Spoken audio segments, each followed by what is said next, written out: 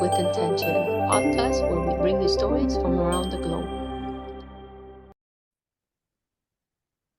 Hello and welcome to Rise and Thrive Mornings with Intention. And today I have a wonderful guest with me, Meridan Zerner. Welcome. How are you today?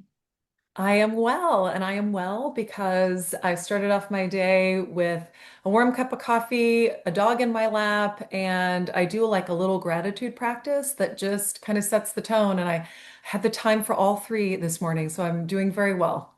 Oh, that's amazing. And speaking of gratitude, I was actually on a summit today talking about gratitude. So what a divine timing. Yeah. So it's great to practice gratitude each and every day. So that's awesome. So also tell us a little bit about yourself, like where you're from and what part of the world you live in and things like that. And then we'll jump right into the questions I have for you. Yeah, so my roots are, I would say, Northeast pocket, like Maine and Massachusetts. My parents still live in Maine, and so I'm kind of a coastal girl, although my dad was Navy. So that means you move around a lot. Mm-hmm. Currently, I'm living in Dallas, Texas, and I have had, gosh, a good 25 years with a preventive medicine facility here. That was some of the why for coming here to be able to work in preventive health. And now I get to do some of my own adventures and some of my own promotions, some of my own writing. I have a new book coming out in a month or so. Yeah, so it's a really exciting pivot year, a really exciting chapter. Wow, that's amazing. Wow, can't wait to hear more. So you have over 30 years of experience in health and wellness. So, what really inspired you to become a registered dietitian, and what has kept you passionate about this work for so long? The idea of well-being, wellness is just this wonderful large umbrella term. And I think even as a young person, I injured my neck quite seriously as a young person. And I came to appreciate even then, gosh, movement is really integral and is a gift. So when I pursued this idea of like, oh, how do we care for this body? And the body is fragile, it's vulnerable, and yet it's also quite resilient. I had to look at, okay, well, we need to move the body, but we need to nourish the body. We need to fuel the body. We also need to sleep. We need to manage stress. And so little by little, even though my first career was journalism, I kept finding my way back to nutrition and whole health care. So I went and got the master's degree in nutritional science, emphasis in health promotion, and then launch. That was really the beginning of what has been a remarkable and I hope ongoing career path. Wow, that's amazing. So you've done quite a bit. So in your experience, what are some of the biggest nutritional myths people maybe still believe today? Oh, the list is long. The list is so long. And I think it's also interesting to appreciate that every body is a little different. Sorry, so drop my glasses.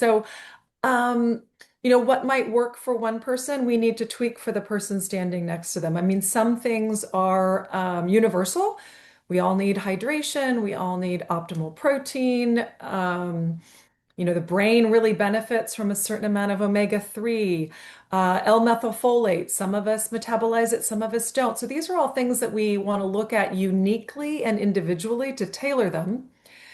But I think once we get over that, I think right now we're bombarded with a lot of myth and misunderstanding about, oh, carbs are bad, or oh, we should be doing the carnivore diet, or oh gosh, all processed foods are terrible. And there's just a lot of nuance in nutrition. There's some gray space that we want to consider here. So bottom line, there is no one size fits all. Depends on age, height, weight, gender, genetics. And I love that. That means that every single client is kind of a fresh adventure for me. Mm-hmm. Unique.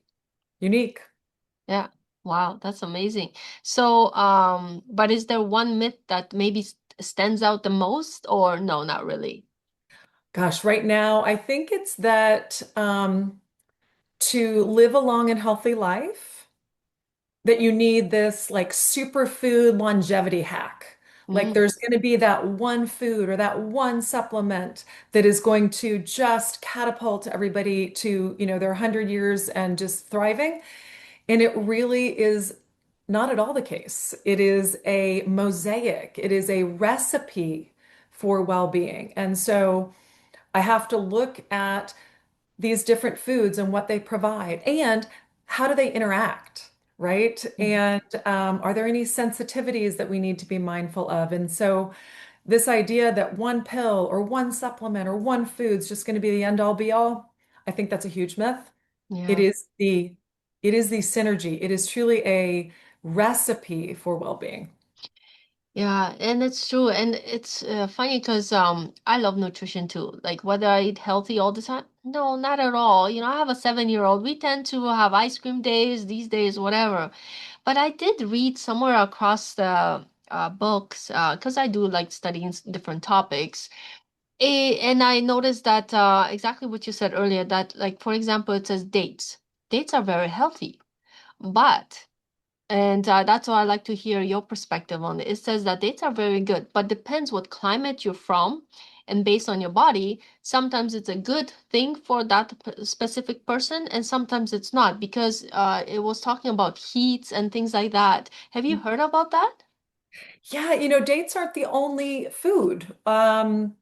May I use a different example Yeah. that lands for me even a little bit more? So if I take this same idea, dates or other, Mm-hmm.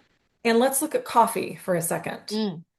So if we look at the research around coffee, and I do love some, 2 cups Oh, every morning. guilty as such. Uh, okay. Some people metabolize coffee perfectly, and some people don't metabolize it at all. Yeah. Um, some people metabolize it very quickly. Some people have a much longer half-life. So the experience with this one beverage is vastly different. And again, I find that sort of fascinating. I mean, we know coffee is pretty healthy. It reduces your Parkinson's risk. It reduces your type 2 diabetes risk. It does hydrate you.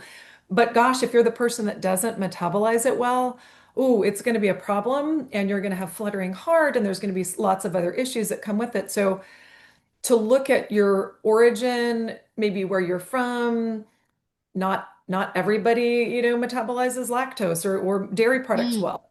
Many do. But Yeah. I think we look at like, yeah, what's going on with you? What do you notice? Some of this we can even test these days, but yeah, that's a very good example.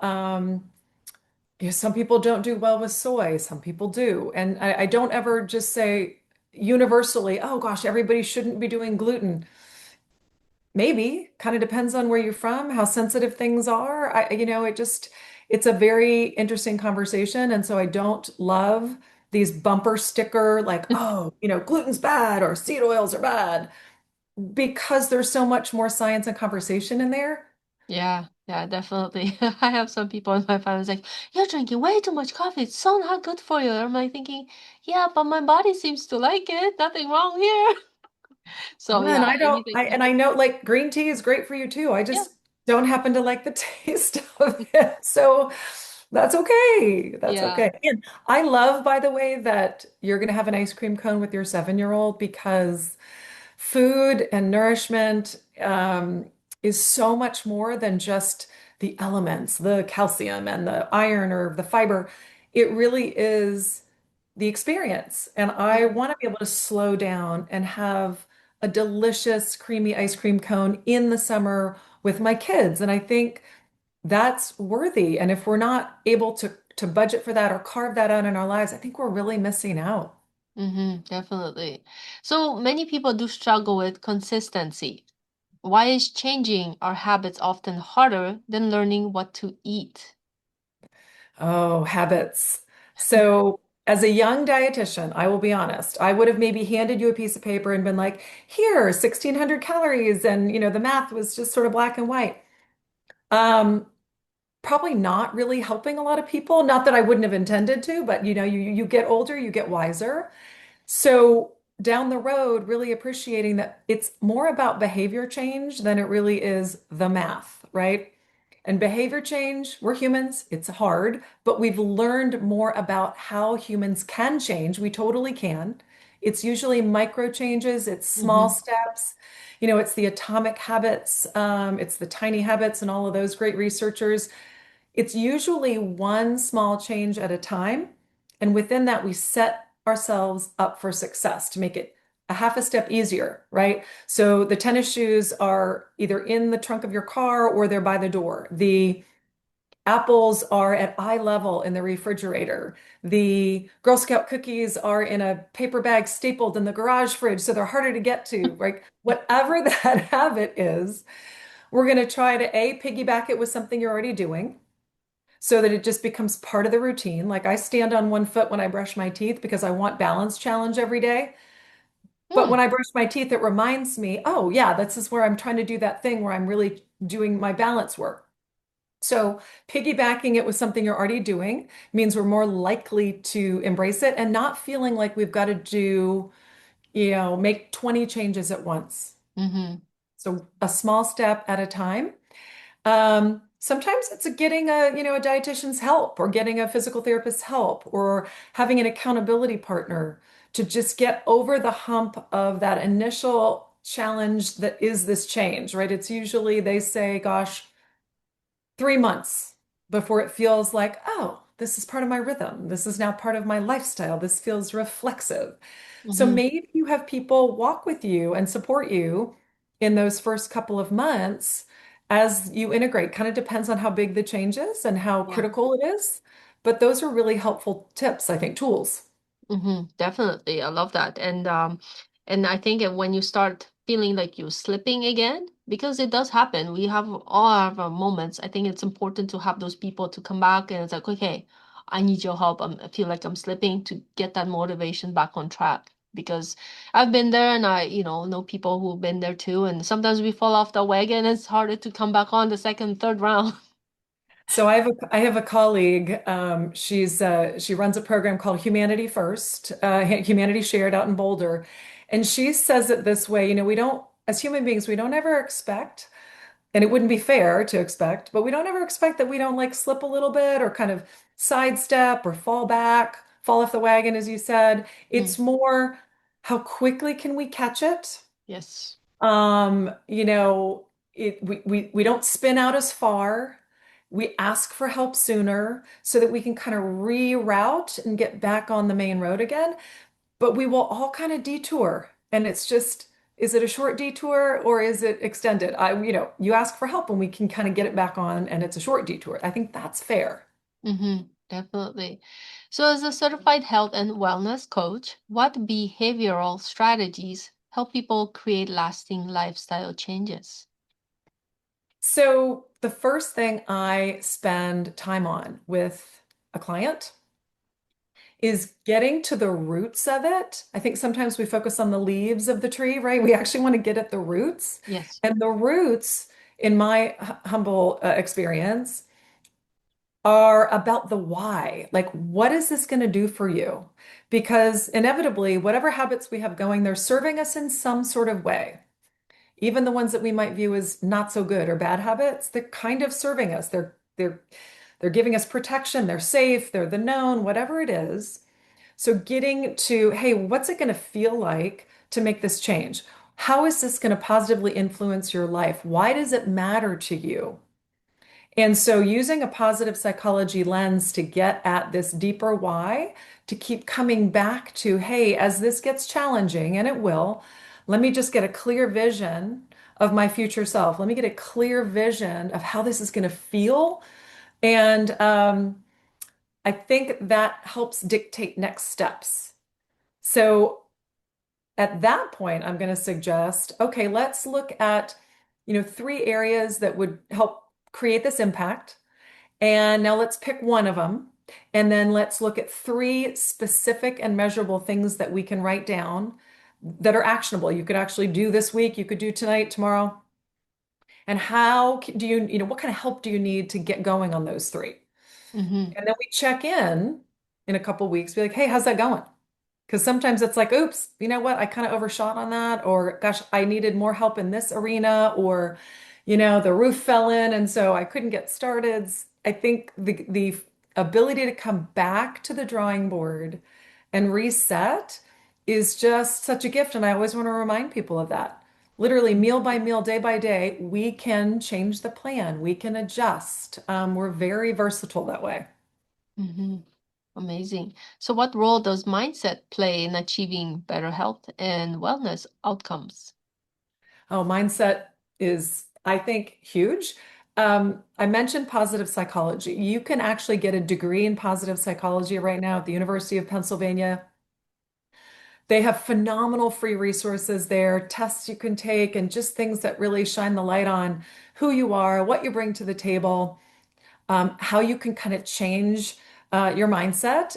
You probably have great ideas yourself as a mindset coach. The springing from the positive, I think, is a game changer. And what I mean by that is, I have experienced if it's like, oh, well, I want to make this dietary change, this lifestyle change, because I just don't want to end up like my parents.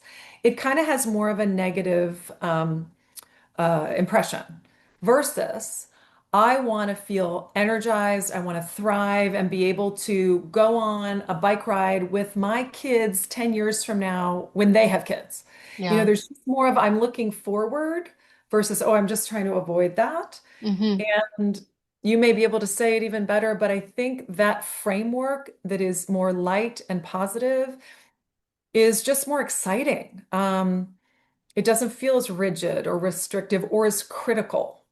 Hmm. Going back to the why, like you mentioned, why you want to do what you want to do, right? Instead of focusing on that other aspect you're mentioning. So, yeah, definitely. That's beautiful. So you do specialize in management, and it's funny because I've been on that roller coaster a few times in my life before, and finally, when I started understanding the mindset, how things work, I was actually able to um, control it. Let's put it that way, in a better way than before. So, I want to hear what approach do you recommend for people who are tired of dieting and want sustainable results? So sometimes, as far as sustainable, I want to ask or encourage them to ask themselves, hey, can you see yourself doing this in 6 months or a year? Because if the answer is no, we probably don't want to invest your valuable time, energy, money, and self-esteem in it. Like we can probably do different or better in terms of those next steps. Um, I think we can appreciate that. When people are looking at dietary change or weight management, that there is no perfect and that there has to be a little bit of flexibility in there to dine out or to, I don't know, have a whatever your thing is, have some French fries, like everybody's got their thing. Hmm. So we want to budget for that and adjust. So the opportunity to reassess, I think people can kind of get locked in on it's going to have to be this way. And if I stray, like all is lost, but more about, hey, is this working for you? Because if you can get away with French fries a couple times a week and still feel pretty good, fantastic. Great, let's do it. But also have a spinach salad and some blueberries.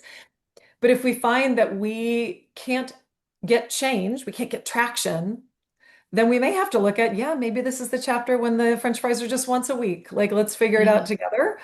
Um, and that's okay. I think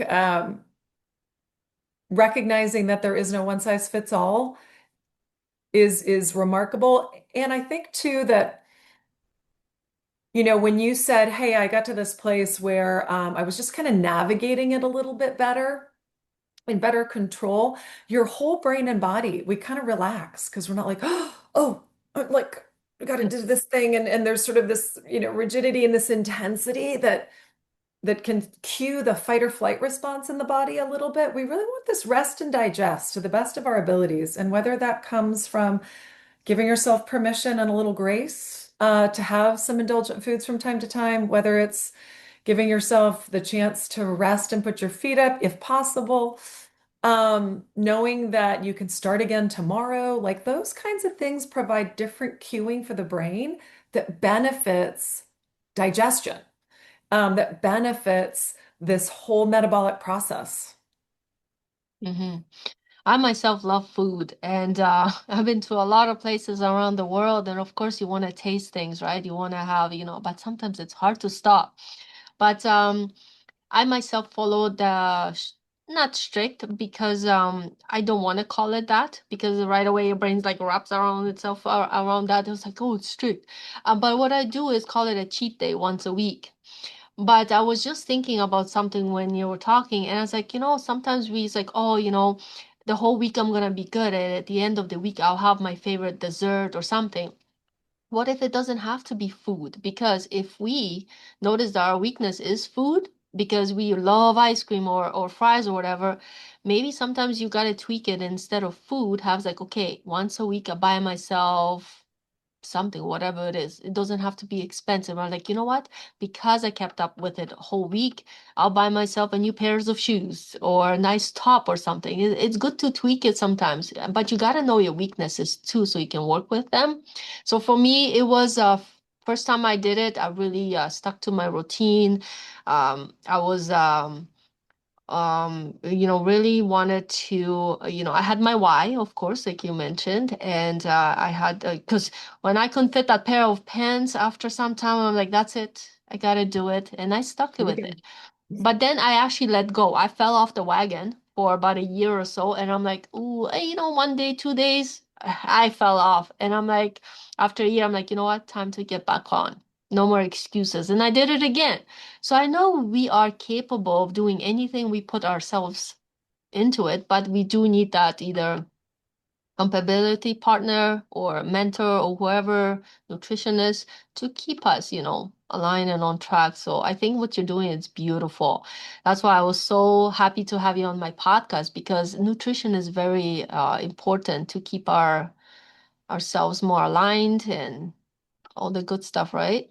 Well, and to have the energy to do good works in the world, right? To have Yeah. the energy and resilience to participate, at work and the more important stuff, home life and family. And I was smiling that whole time because I just love the kind of the shared common ground. There's a whole chapter in the book that I have coming out on non-food rewards, like to acknowledge your progress. And maybe it's a non-food reward so that we're not always attaching if something went well or it's good with food. Maybe Mm-hmm. sometimes, but also, special movie tickets. I oddly love new socks. Like I love squishy new athletic socks.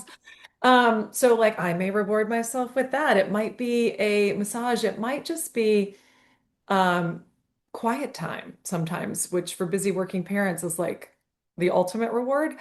And Mm-hmm. um, I challenge people to come up with their own list and really kind of put it out there where it's like, hey, when I reach that next goal, just like we would do for our kids, you kind of set them Mm-hmm. up for Yeah. longer term, effort, not just the quick fix.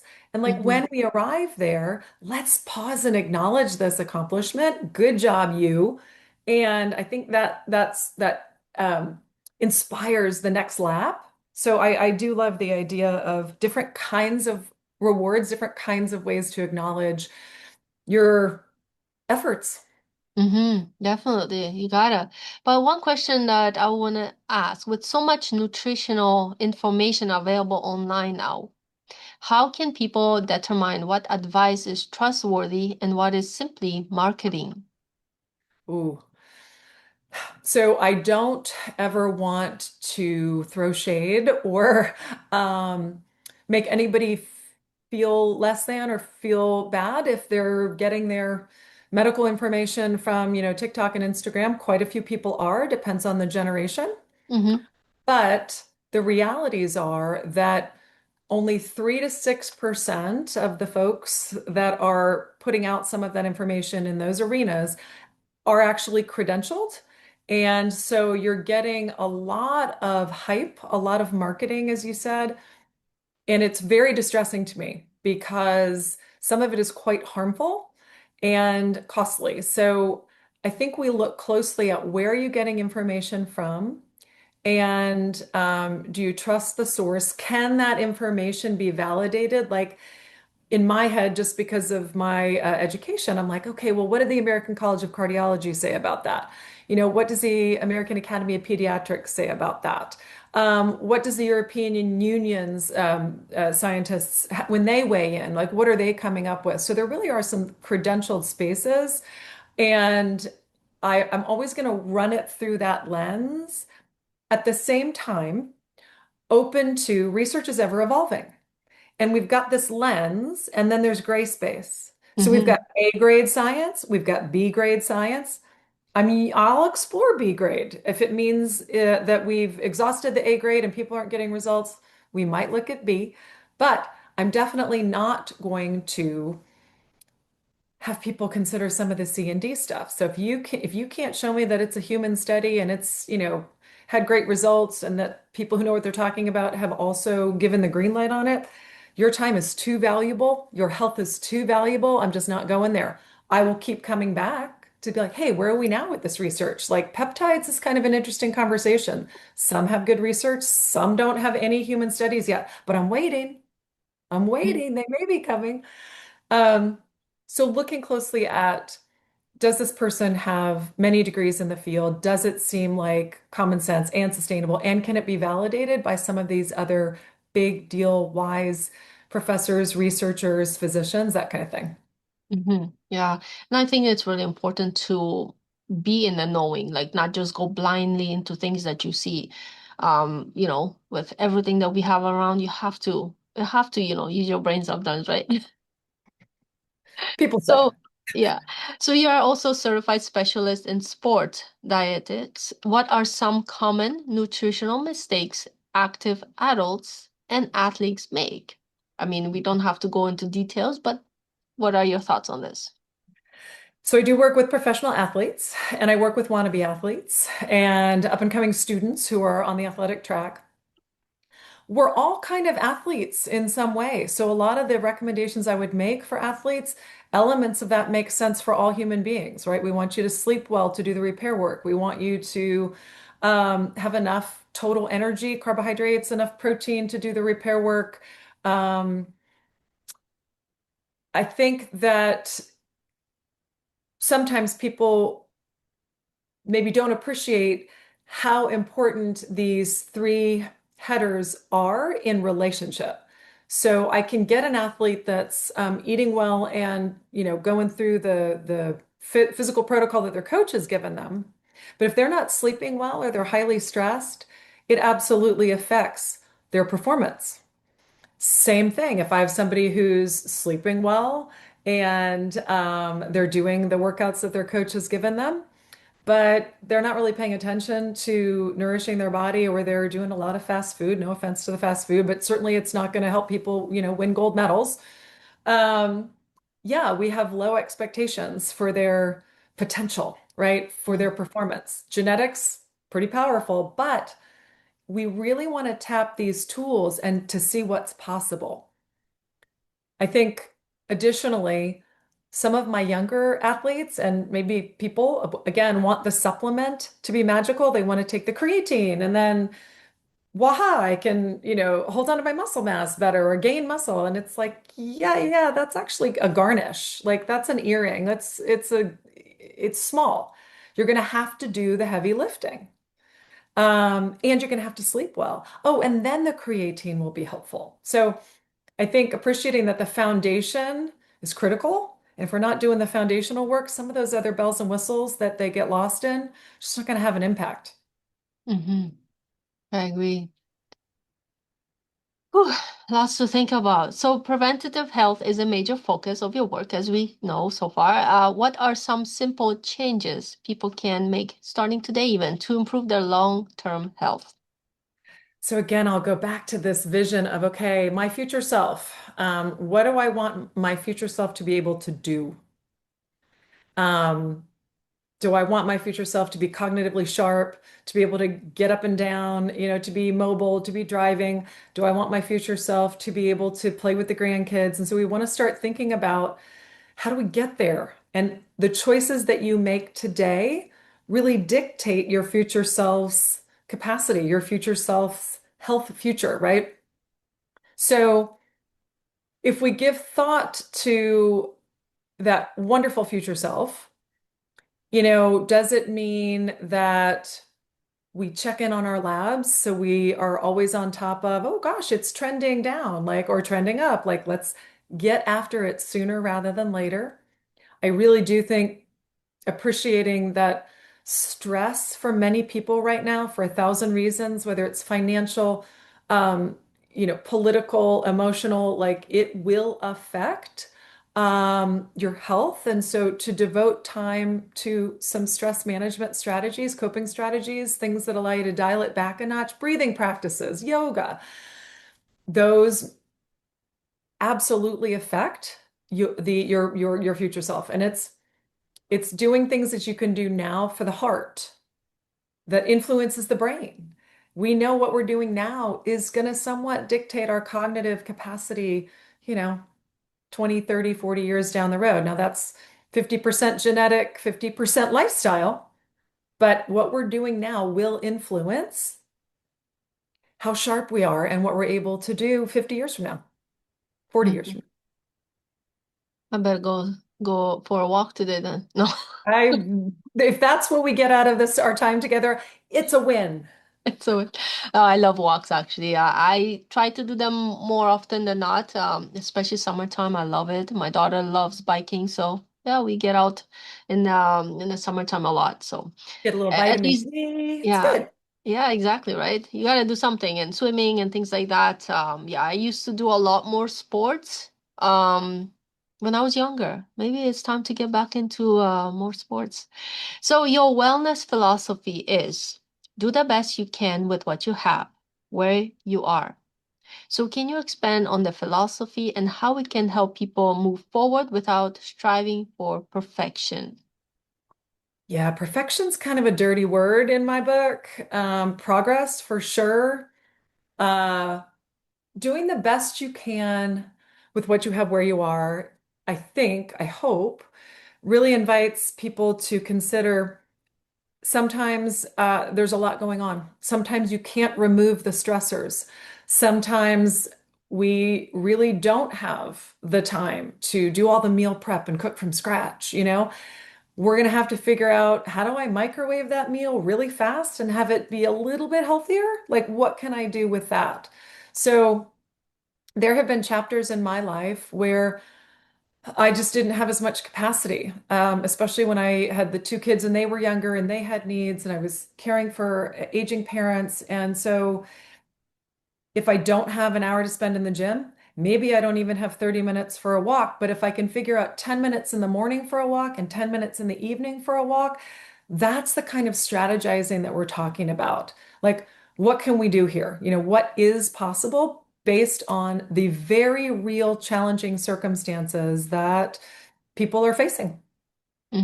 Definitely. Like sometimes you just gotta stop and instead of your head going and spinning and everything, gotta take time for yourself and reevaluate.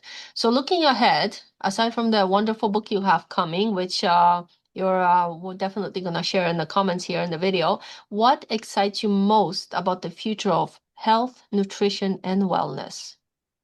So, right now, I think people are appreciating that there is a mind-body connection and that food influences mood, that all the things that are near and dear to my heart that I've studied and invested in all these many, many, many years um, will really support a better, healthier lifespan. I call it a quality and quantity of life.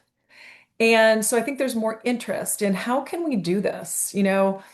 Um, maybe I don't, maybe I am, adding in some of these elements and maybe it means less medication and that means fewer side effects. So we need medication.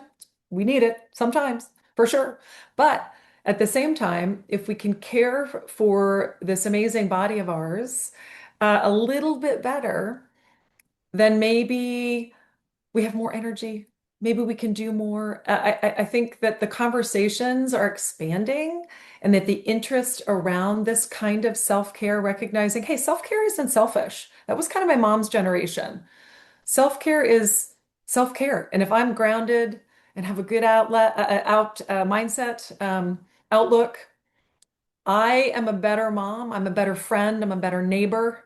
I can do more in my community. And so that is how I think we're going to be able to not only help ourselves, but help each other in this process. Mm-hmm.